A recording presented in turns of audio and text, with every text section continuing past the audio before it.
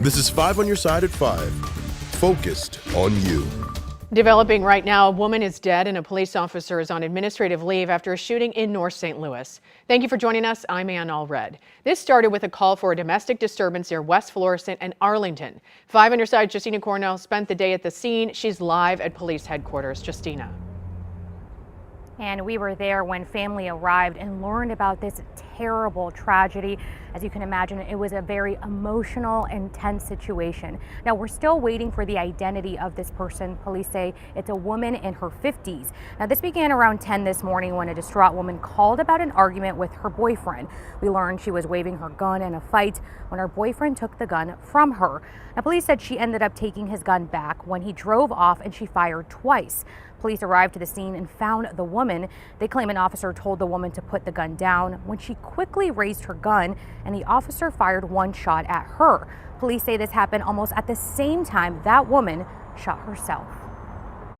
People with mental health issues who struggle with self-control about their emotions or their anger when armed, the anger can quickly escalate to lethal force.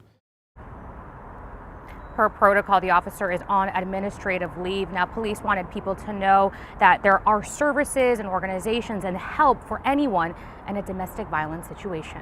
Reporting live, Justina Cornell, 5 on your side.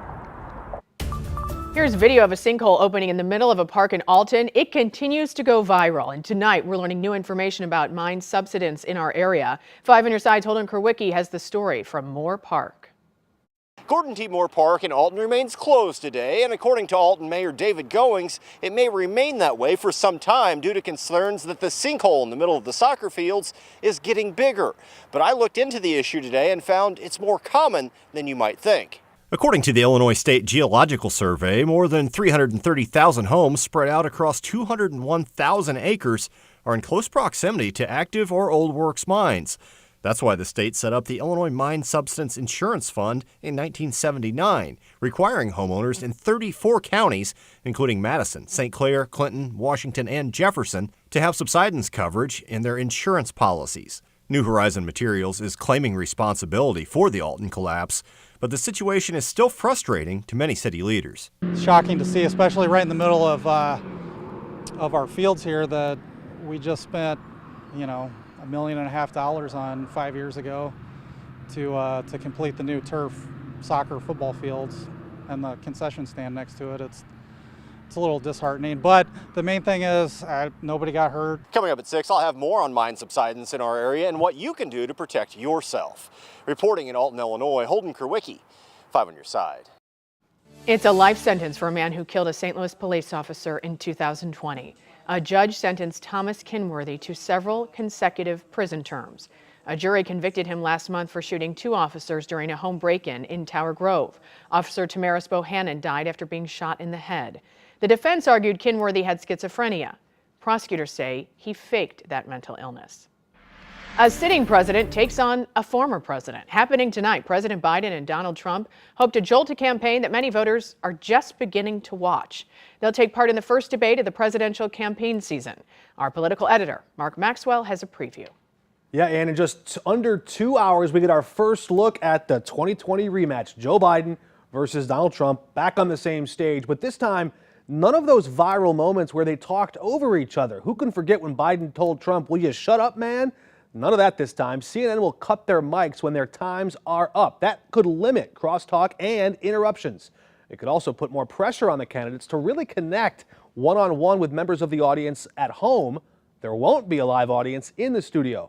Tonight's debate also stands apart from other debates in presidential history for a few other reasons. This is the first time a sitting president will debate a former president on TV. That's never happened in the modern debate era. Only a handful of times have we ever seen a matchup like that at all, and no records of debates in those 19th century races. And as our political analyst Anita Mannion suggested during a preview on Today in St. Louis, this is the earliest in the calendar we've ever held a presidential debate. We have unique circumstances in this one because normally we don't know who the candidates are. We haven't had the conventions yet, but with these 2 incumbents, we're able to know who the candidates are. And Biden really wants to set the tone to make this a face-off between Trump, and Trump really wants Biden to have a senior moment. Weighing heaviest on voters' minds these days, immigration and the economy. Look for both candidates to try and pin blame for the pain on the other party and listen for how they would fix those problems. Of course, we'll recap all those highlights tonight at 10. You can watch tonight's debate right here on 5 on Your Side. Coverage and analysis begin at 8 o'clock. Ahead of the August 6th primary, 5 on Your Side will host 2 separate debates with the candidates running for governor of Missouri. On July 14th, the candidates running in the Democratic primary will debate on a special episode of The Record with Mark Maxwell. Mike Hamra and House Minority Leader Crystal Quaid are confirmed to appear. Then on July 24th, we'll host a debate with candidates running in the Republican primary for governor. Political editor Mark Maxwell will moderate alongside moderators from 9 PBS and the Kansas City TV station KSHB. 3 podiums are prepared for Secretary of State Jay Ashcroft, Lieutenant Governor Mike Kehoe, and Senator Bill Eigel. You can watch both debates right here on 5 on Your Side. Illinois Senator Dick Durbin is recovering after having hip replacement surgery today. The 6th-term Democrat will remain at home until he's cleared by his doctor for travel back to Washington. Durbin says he looks forward to a speedy recovery. Check out this scene in northern Illinois. This is Matson, that's near Chicago. A freight train derailed, causing a mass evacuation of the area. Luckily, no reports of anyone being hurt. One car with liquefied gas leaked a small amount, but that's been contained. Emergency officials say there's no longer a danger to the public. The cause of the derailment is under investigation. Let's take a live look outside downtown St. Louis. Beautiful picture. I hope you enjoyed today's nice weather. The humidity is going to come back. Chief Meteorologist Scott Connell is here with the Weather First forecast. Hi, Scott. Hi there. You really noticed today the humidity levels have backed off and it's comfortably warm. We're in the upper 80s, but it feels better than it did yesterday. The showers, thunderstorms, they're all well to our west and northwest. Our focus really shifts into Friday night. Thunderstorms could be stronger over northwest Missouri. How much of those storms moving to the east is what we're concerned about here as we head into Friday night, very early Saturday morning, and perhaps again later Saturday afternoon. So less humid weather will continue into tonight. The rain chances overnight Friday, and then that low chance of severe storms. We don't think it's a big chance at all of severe weather. Allergy numbers for today, trees, grass, weed, all showing up low. The mold count, though, on the high side. We'll see in a few minutes. We'll track out the latest expected timing on those thunderstorms tomorrow night, Ann.